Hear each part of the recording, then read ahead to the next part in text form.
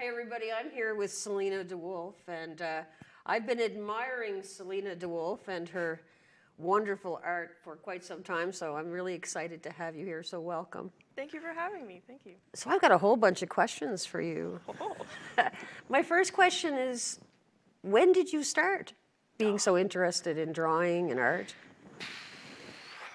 I've been drawing ever since I could hold a pencil, really. I can't say they were any good at the beginning, but I've always had an interest. So I'd say it was only maybe my high school years, like the beginning of high school is when I really started getting into it and practicing it. And yeah, I've been pretty serious about it ever since then, but I've been drawing for as long as I can remember. So in high school, did you have a lot of people coming to you and saying, "Oh, we need you to draw this here for that committee and that for this festival"? And yeah, I was the go-to. Mm-hmm. Yeah, which is a blessing and a curse because it kind of takes you away from the studies you're trying to do. But yeah, I actually have a mural in my high school, which is really exciting because I get to go back and visit that and see how I've grown since then. But yeah, I was always kind of in high demand, which was kind of funny. When you see the mural, do you think, gee, I'd like to do that over? No, actually, that's good. I'm pretty proud of it. Yeah, I think it turned out really well, and my teacher loves it. So, no, I was just happy to have a lasting impression on the school, and it was really great. So was there ever a time that your teacher said, Selena, we think you're spending a little too much time drawing? Oh, in grade 3, I remember specifically at parent-teacher night. So my mom was brought in, and they would tell us that I was not concentrating in class enough because I was just doodling. I'd still get great grades, but they were like, why is she drawing in her notebook all the time? That says to stop. Stop doing that. I didn't. Well, I'm kind of happy you didn't, because I don't know if it's a proven fact, and I'm not going to really look it up, but I think that, trying to take away a child's creativity stunts their growth in many other ways. Absolutely. Yes, it's lovely to have this wonderful academic report card, but it's also, something special when you can report that your child is a creative child. It's true. Because, creativity, makes the world a prettier place. Absolutely. Yeah. Yeah. So what is your favorite medium? Oh, that's a good question. Right now, I'd say charcoal, but that kind of changes all the time. So for a long time, I would have told you acrylics because I would be doing murals and paintings and things like that. But right now, yeah, I'd say charcoal, just because it's so blendable and it's easy to erase and it's forgiving, which is wonderful. Right. It's easy to fix mistakes. But, so when you do, I see you do a lot of beautiful portraits. I've been admiring them, and I know that you probably have a long wait list for portraits. well, I have to be honest with you. I was thinking about getting you to do a portrait of my kitten, oh my gosh. because I'm all about my kitten. Yeah. But yeah, because I see that you have done that, which I was pretty impressed by. Most people don't take on the whole animal drawing, Yeah.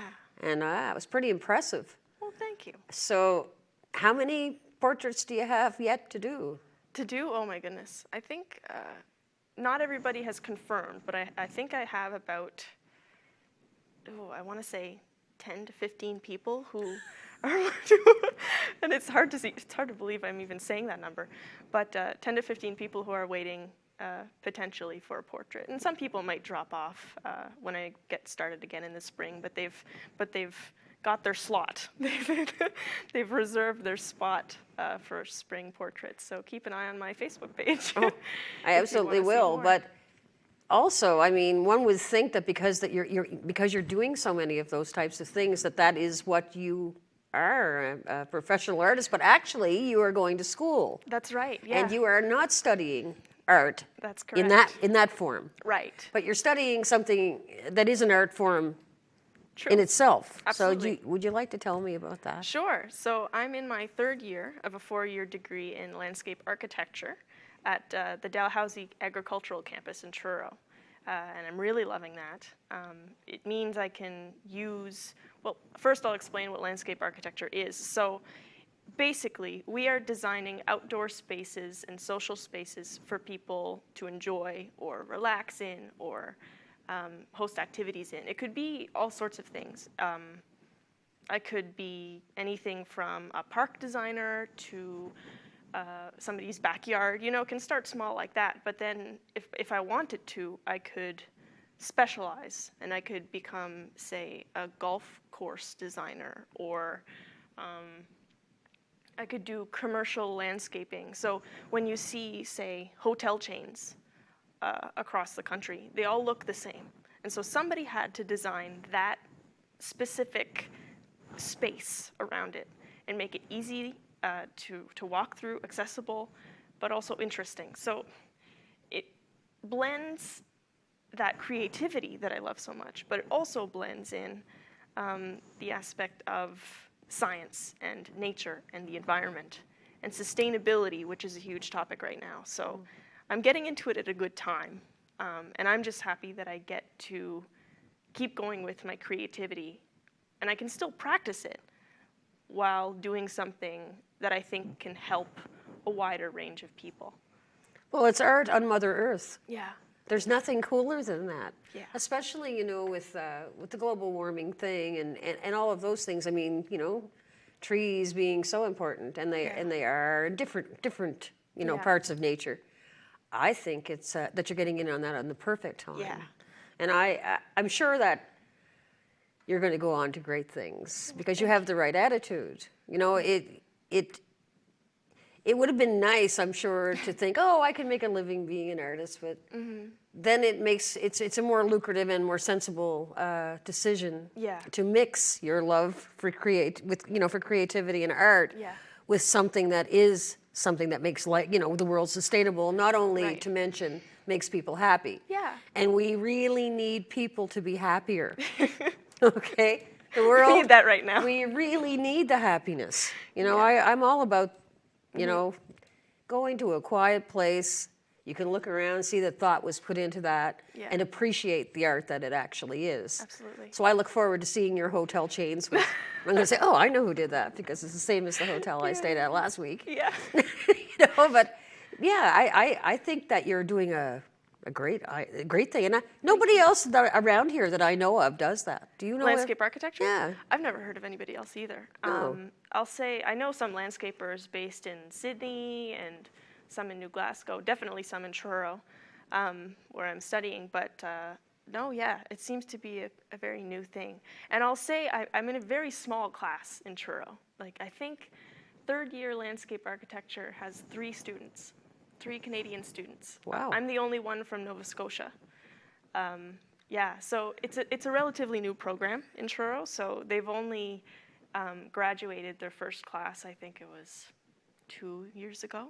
So it's still very new, and it's going under a lot of changes. But we do know that the class sizes are increasing with time. So we're hoping that it grows quickly, but I think I'm getting into it pretty early. I'm catching the wave, I think. So how did a young girl from Isle Madame even find out about this program or get interested? Well, that's a funny story. So you mentioned earlier that I could be pursuing art as a career. I was this close to studying fine arts at NASCAD in Halifax, and I think it was February of my graduating year, so grade 12. This would have been 2017. So January 2017, I sat down with my parents, or rather, they sat me down, and they said, do you really think hard, do you really think that an artist is the career you want to pursue?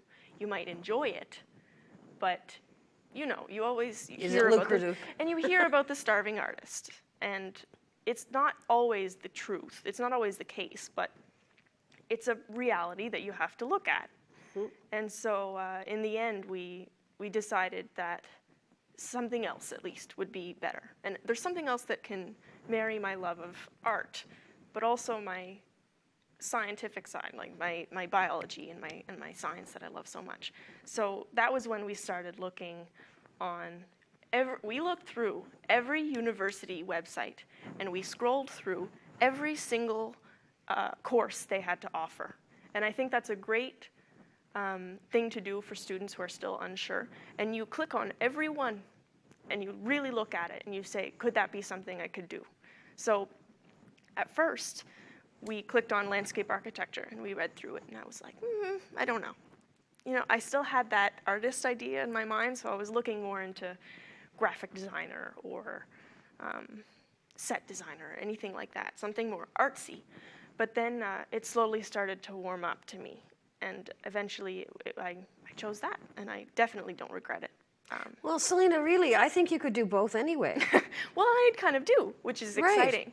I get to have this side gig. So you mentioned earlier that Yeah. it keeps people happy. And I think the funny thing is I can keep both sides of people happy. I can make happy some people with my portraits, and then I can make a lot of people happy with my landscapes. So I kind of got the best of both worlds, I think. And most importantly, you keep you happy. Yes, And absolutely. that is the balance. Yeah. So, you know, it seems to me that you can do anything you want to do. I have great faith in you, Selena. Thank you. I like keeping my doors open. I think it's important. And that's really what it's all about, you know, being open to change. The same as Yes. the same as you change your medium, your charcoal, your Yeah. acrylics. You know, sometimes you might want to think in color, and sometimes you're feeling a little dark. I get it. I get that. Yeah. Are there any artists that inspire you? Oh, absolutely. By and far, my favorite artist would have to be Vincent van Gogh. And he, for anybody who doesn't know, he primarily worked in oils, but he was a Dutch painter who ended up moving to France. He was very prolific. He painted, I think it was I forget if it was over 300 or over 800 paintings in his life, and he only sold one in his lifetime. So he was extremely poor, and he was unfortunately riddled with mental illness, and that's a whole other story, which is very interesting, actually. But yeah, I look up to his style more than anything, which is interesting because you don't see that in my work. His style was called Impressionism, so I believe he was post-impressionistic, but it was very represented what he saw, but it was how he saw it. So it's not realism, it's just a little bit off. And I think that's great, but, and you'll notice if you look at my work, I'm quite realistic, and I keep it that way. But I think it's important to show a little bit of yourself through your portraits, and whether that be through a twinkle in the eye, or it could be some kind of flair in a shirt. Little things can bring out the artist's personality, and I think that's a good thing to keep in mind. Let's say somebody gives you a picture to draw. You draw it, but make sure you're in there a little bit. Put a little bit of love into it. I think it's important. Yeah, so what, you know, actually, recently I spoke to Craig Phillips about his book, The Broken Time Machine, and he sung your praises, and I understand why, because I looked at the illustrations. You did such a wonderful job. Thank you. And what Craig said was, you know, how he had described these characters and how you had an interest in different, you know, period costume, perhaps, you know, because it was based in England. Right. And I think, of course, everybody dresses differently Yeah. in all eras, right? So you kind of Absolutely. have to get that right. And I said to him, you know, it must have been so cool for you to give these ideas to Selena, and she drew them, and all of a sudden they were alive. They were like your children and like her children. And he said, yeah, he said, I had one on the screensaver of my phone. Oh, it my was so goodness. cool, you know. So that is something too. That's a big thing. You know, you've got this book now. Little, you know, kids are reading it, and your illustration. How cool is that? It's crazy. So how did he approach you about doing that? Well, interestingly, while I was still doing art, so I was doing signs and murals, Craig's brother, Damien, contacted me when he was the owner of the Groundswell in Discoos. And so he asked me to do some signs for him. And so you'll see currently in front of the Groundswell, I believe that it'll be going through renovation soon, so it might not be there forever. But there's the large sign out front. I forget the exact dimensions, but it was something crazy like 8 feet by 12 feet. So this was the first sign I had ever done. And so talk about being thrown into the fire. But I loved it. And so I made him four 4 signs over the course of two years or so. So it was through Damien that Craig knew that I did art. So he contacted me and asked if I could draw him some illustrations. And it was totally unexpected. Must have been so exciting, Oh though. my goodness. The idea that my art is printed out and somebody can buy it and rifle through it and read it whenever they want. Of course, I didn't make the words, but I think illustrations are so important to tie the story together.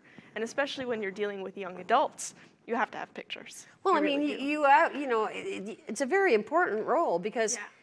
in this case, you created visual Yeah. of what was in somebody else's mind. Yes. That is the coolest thing. And it was almost intimidating because you really want to live up to what the author's idea is and what's in their mind. So when we started this process, I brought in, I drew ahead a lot of different styles of cartoons because most of my work is realistic, but a lot of the scribbles in my school books were cartoon based. So I have a few different styles. So I brought them to him and we talked about what he liked and disliked. So we went together and formed this final idea of what he wanted. And so I was able to use that as a reference going forward. So yeah, I'm really happy with the result, and I think he is too. And because he's so articulate, it probably helped a great deal. Yes. I find him very articulate. Yes, absolutely. Yeah, and you know, he's got a very wonderful way of speaking and understanding what he's trying to say. I mean, a Yes. lot of people, you know, they can ramble on forever and ever, but Craig is different than that, and I certainly appreciate his art form too. Yes, Yeah, so it was that was a wonderful union there. it was. It That's worked out great. really well. I hope you do a whole bunch more. I hope so too. My goodness, it's so exciting. Well, I tried to talk Craig into writing sequels. yeah. So, you know, obviously you'd have to show up in those. yeah. You would have Well, to. we'll see. So, you know, what's next? Like when you graduate, where do you plan to live? Like here? Can you live anywhere with your profession? I could. There are certain areas of Canada and the United States that are growing exponentially with landscape architecture. But Nova Scotia right now is growing. And I think looking at Cape Breton, you see this huge potential. You've got all this land, and while that doesn't mean I want to raise down all the trees and replace it with parking lots, it means that we have the chance to enhance these views and make them visible for more people. So I would like to live either in Cape Breton area, or I really love Halifax. Just the right size. It is. It is. Yeah. So I have the potential to work there this summer, actually.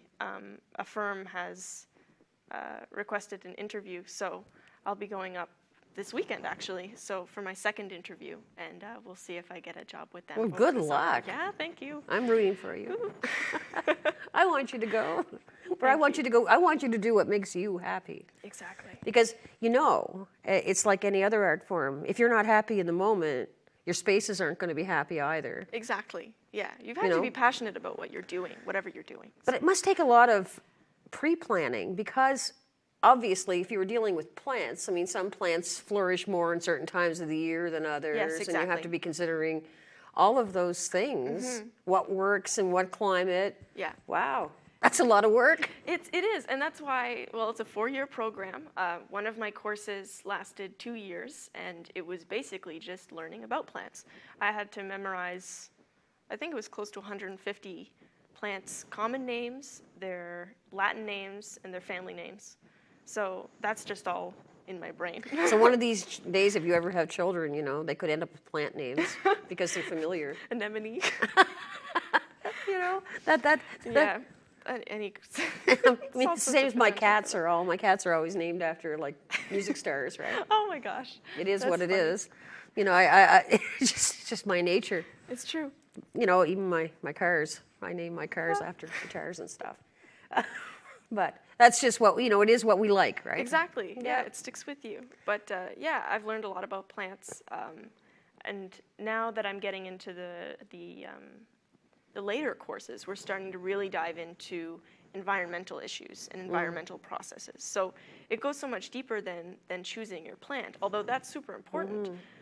It goes into, is this space right for this view, or does this space have suitable soil? You go into soil testing, you have to go there and analyze the site, figure out what kind of aspect you've got, what places the sun is hitting, the direction of the wind, the median temperature.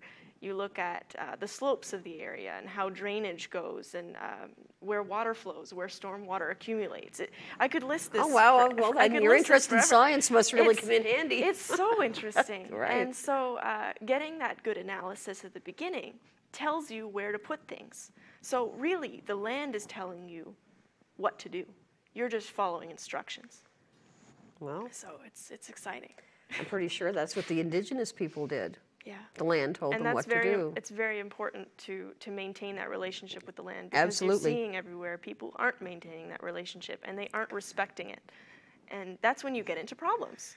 Yep, So, you're sure right about that. right, so working with it from the beginning means that you're avoiding all of those issues, and in fact you could be increasing the biodiversity of the area and increasing the benefits that it's providing. So you kind of have a bit of weight on your shoulders, this responsibility, but I think it's important to that as long as you're focused on doing a good job and respecting the land, you're going to have a good outcome. Well, every bit helps, Yeah. and what may seem like a small feat to some could be a large feat to others. Yeah, absolutely. I know that I am terrible at planting things, but I enjoy them. Yeah. So I would hire somebody like you. I would. I like looking at them, and I don't Yes. mind watering them. Yep. But I'm not really good at, Yeah.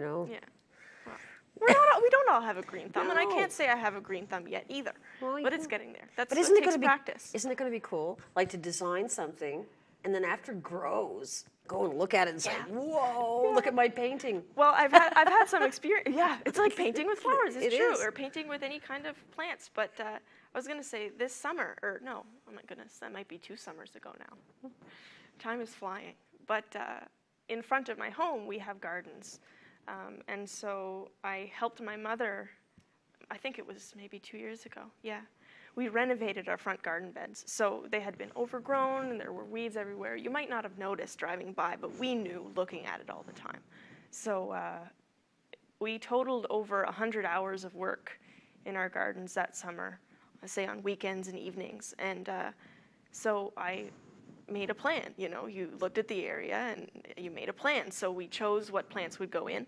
And like you said, now we get to look back at it years later, and we get to see everything growing in, and it's just so rewarding. Of So I course. can't imagine doing this on a larger scale. Well, I've done some larger scale things. So I've been employed with Petit de Gras beautification, and I'm sure some people might have seen me driving around Petit de Gras and Arishat, getting supplies and doing my work. But I had the opportunity to create and design some outdoor spaces. Not all of them are built yet, but I was able to design and install the area by the ball field in Petit de Gras. So that would be in front of La Picasse. There's that boat, the Acadian boat. And around it now is grass, and there's a path that leads to an interpretive panel, which I also designed. So I was able to kind of curate that space, which is really exciting because I drive past it every day. I drove past it to get here. So being able to see it is kind of surreal. Well, yeah, because it's something you did. Yeah. It comes out of your mind, and then bam. And then there it's it out in the is. open, and it's in real life. It's just so cool. It's just crazy. It's exciting. I love think that's fantastic. I hope that you come back again and tell me all kinds of new stuff that you did. I'd love to. Yeah, Absolutely. you're welcome here anytime at all. And I'm so proud of you. Well, thank you. I really am, because to take a chance in the arts of any sort, and I mean, I understand that you've gone further into a wonderful place. I think that what you're doing is so important, not only for beautification, but for the planet. Yes, absolutely. I'm so proud of you. I hope that many other young people younger people that are wondering what to do with their lives, take your advice and go through those directories of what's Every available. single one. It's tedious, but Yeah, because there are a lot it gets you there. lot of university kids drop out, and I think it's because they haven't done their homework. It's true. But then again, not everybody and not all of those students are probably as serious as you are. Well, and not everybody knows what they want to do. Everybody's different. So over time, you might discover your passion for things. And so that passion is what you want to build on. So the idea that somebody who loves, let's say biology or chemistry or math, let's say math. So somebody who loves math, but then they might say, well, if I do a course in mathematics, what do you do after you get a bachelor in science and mathematics? And then they might decide to do something totally different.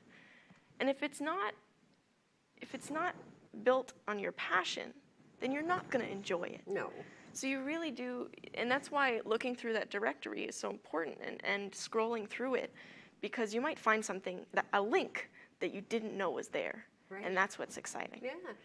And that's when you get into niche programs like landscape architecture. I'm so excited for you. Yeah, I'm excited too. So I'm going to share all of your information, Sure. and people can get a hold of you and order more portraits and put you even further behind. But I mean, I really want to thank you for coming. You're delightful. You're very delightful. So come again, and anybody else that wants to get a hold of Selena at the end of this show, certainly I'm going to provide the information Thank you. that is required, and you can see for yourself by the pictures that I've displayed throughout this segment that she is an extremely talented girl, and we're so proud of you here on Alma Dam. Well, thank you. I'm proud to be from here. I'll tell you that. Excellent. Thank you.